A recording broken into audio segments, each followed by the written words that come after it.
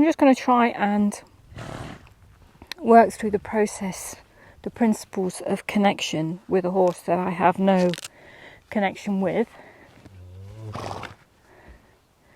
So he's just been released into this area. He's going to have a roll, and just let him be. Just let him do what he needs to do.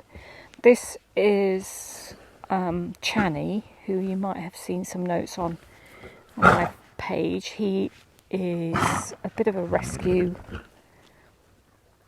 Hello. He's a rescue.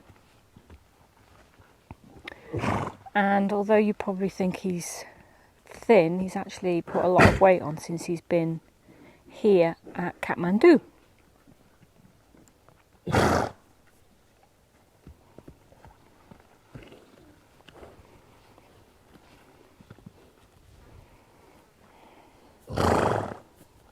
There's no point in actually starting with him until he's released any residue of anxiety or stress that built coming into an open field.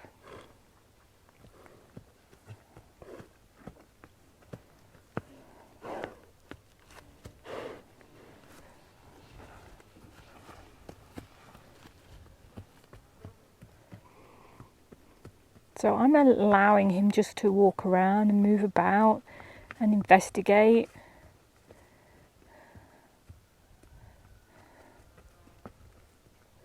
Have a scratch.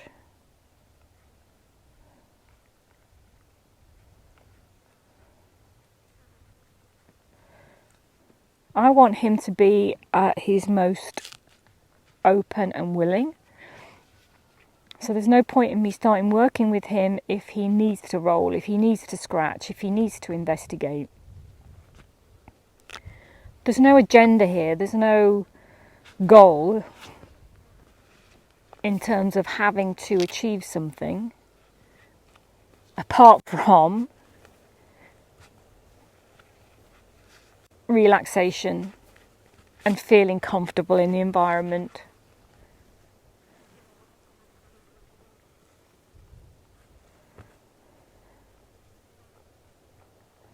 And then some connection. And like I say, I have no relationship with this horse. I've seen him a couple of times and spent maybe 5 or 10 minutes with him previously, but I've done no work with him. So I have no value to his life. He doesn't see me as bringing anything to him yet.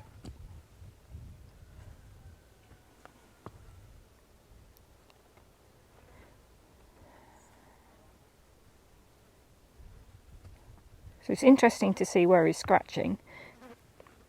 And this is a really good observation.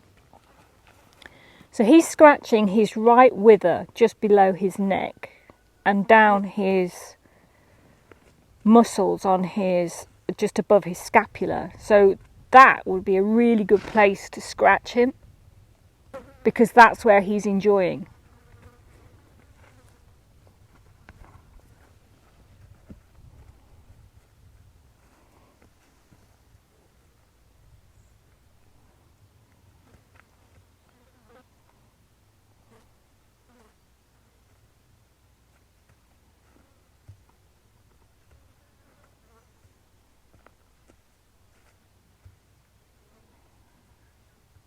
There.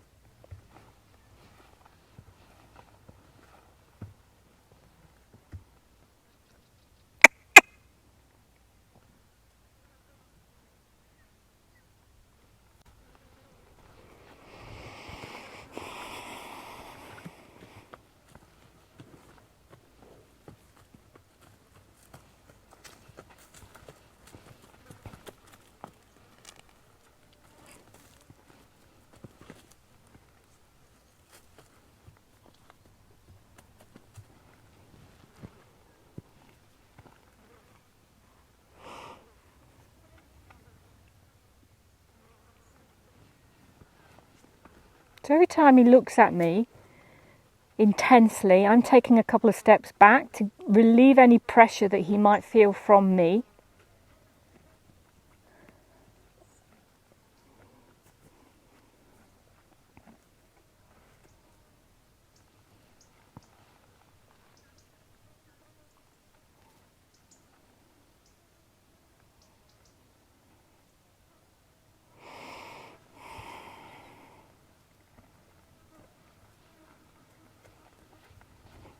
And as he moves off and starts walking, I am going to match and synchronize my movements with his movements. So I'm synchronizing my legs with his legs, and then he looks at me.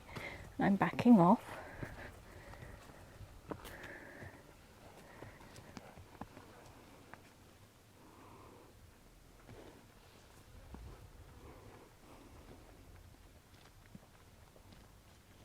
He's put quite a bit of weight on since he's been here, and it's lovely to see. It's been a challenge trying to get his diet right.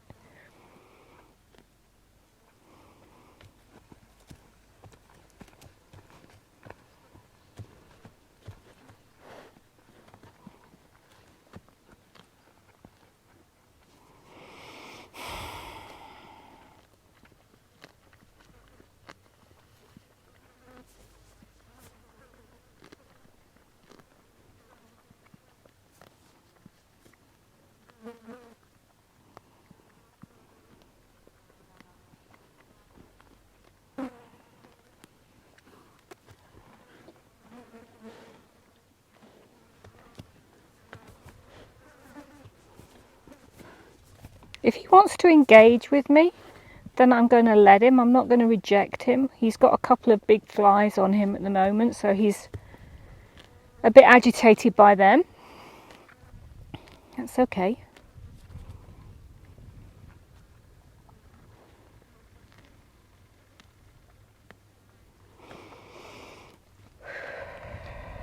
And don't forget to breathe.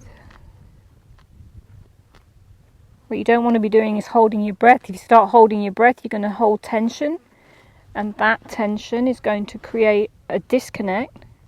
They're not going to connect with anybody that is tense.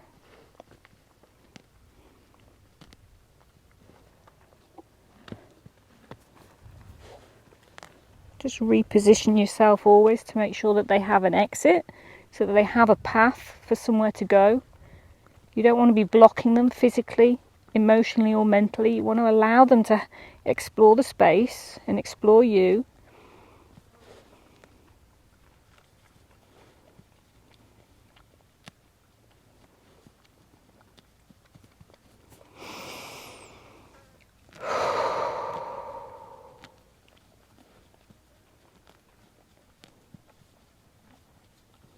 So if I was going to read him now, I would say that there is some frantic energy in him.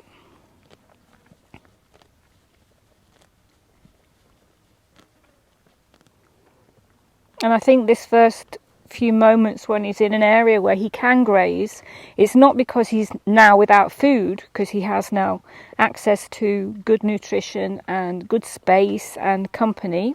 We're integrating him with other members of the herd here at Kathmandu. But the residue of starvation is always going to be there, well, certainly for a long time. That desperate need to eat, with that feeling that there isn't going to be scarcity of food. So I'm not going to stop him from relieving that anxiety from him. I'm just repositioning.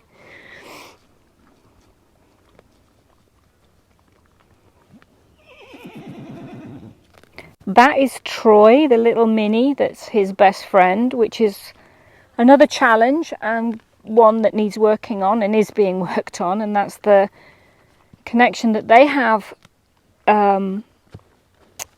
is one that is over bonded, if you like, and to get these two integrated into the other horses, which ideally is the aim, obviously, we need to work on Channie's overprotection of Troy, the mini. So the mini's here in the area, just to one side, because there's no point adding anxiety to what we're doing here.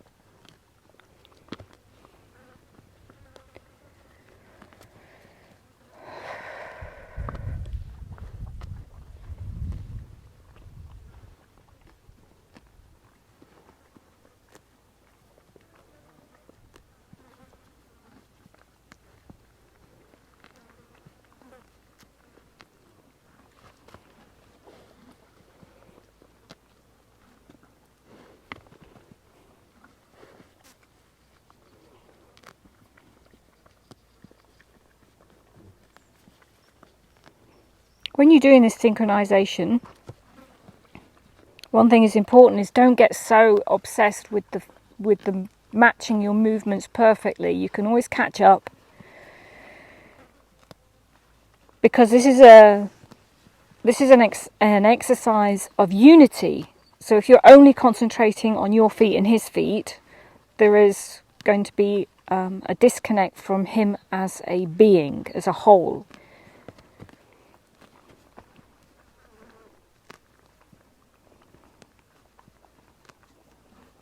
It's a bit like, when you're singing a song and you don't quite know the words, but it's on the radio, and if you sing 2 or 3 words behind the actual singer, then you know all the words, right? So as he takes a step, if you're just a fraction of a second behind him, it doesn't matter. You're still with him. And don't worry if you rock over on a rock. So what I'm doing now is making micro movements as opposed to his bigger steps to reduce the distance between us. If I feel that is getting too much for him, then I will take a bigger step away. But right now he seems pretty settled that I'm getting closer without actually getting closer. So he's actually reducing the space, because as he takes a step, my step is smaller, even though it is in matching with him.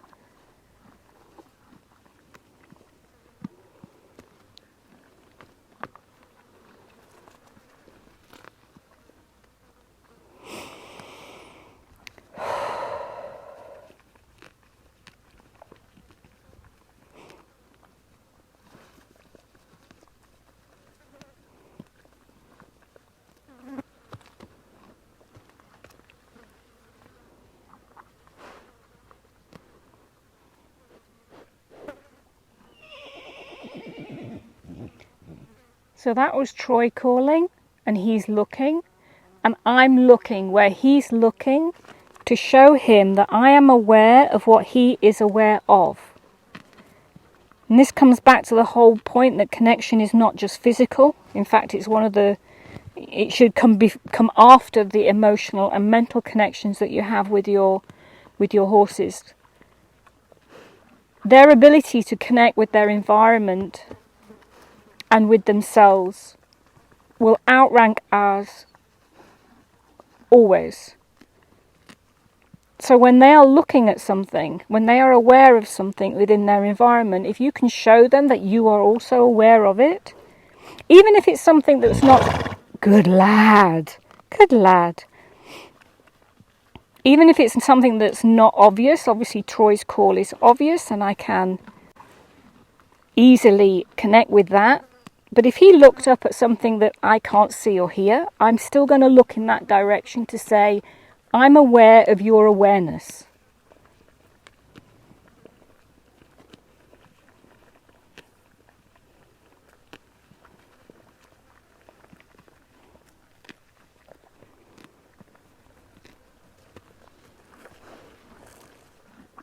I'm not going to reach for him.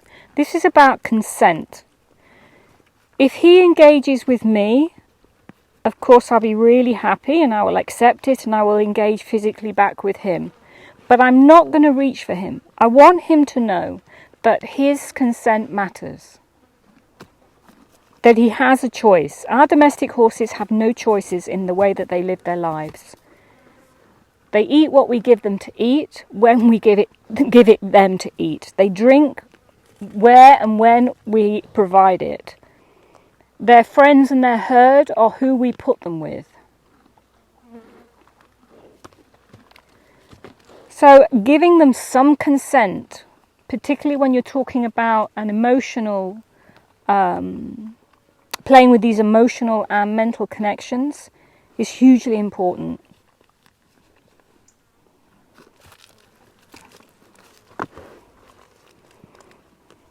So we're getting a little bit closer and a little bit closer. And I'm just waiting for a signal of curiosity so that we can close this conversation.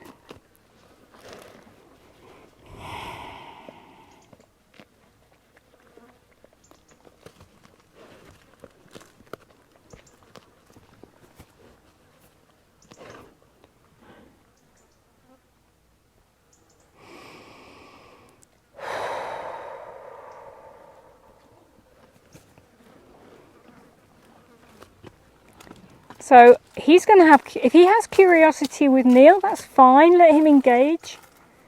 So Neil's filming, and there's mine. Hello, sweetheart. And we've finished. I'm going to take a step back. I'm going to look where he's looking. I'm going to turn away, and I'm going to walk with the closing of this conversation. He's still engaging with Neil, who's filming today. And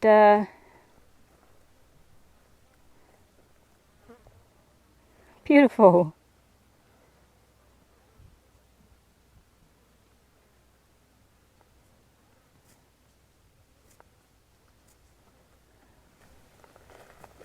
Lovely. And he chooses to walk away.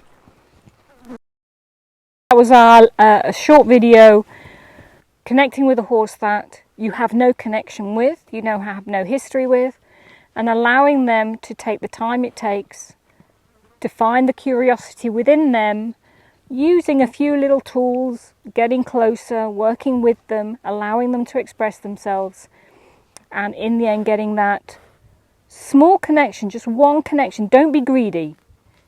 It took him, as long as it took him, to make that one physical connection. I'm not going to ask for any more than that. Not on the first conversation that we're having. He has consent within this conversation, and that was what he gave me, and that is what I'm going to be satisfied with. His 100% today was perfect, and I'm not going to ask for any more. Thanks for watching. Until next time, bye for now.